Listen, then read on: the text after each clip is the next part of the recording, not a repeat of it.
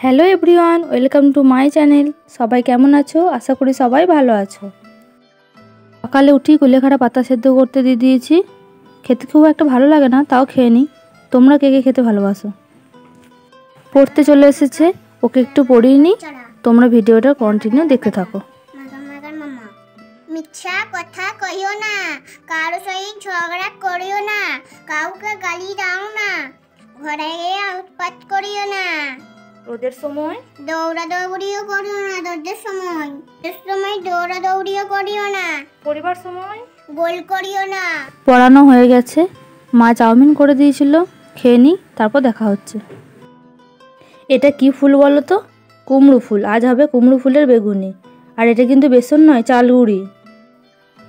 তো তোমাদের সাথে একটু শেয়ার করলাম। এরপর দেখা হচ্ছে একবারে খাবার সময়। খেতে বসে গিয়েছি। আজ করেছে ভাত, সাথে উচ্ছে ভাজা, আলু সেদ্ধ, কুমড়ো ফুলের বেগুনি, পোস্ত। তো খেয়ে নিয়ে একবার দেখা হচ্ছে বিকালে।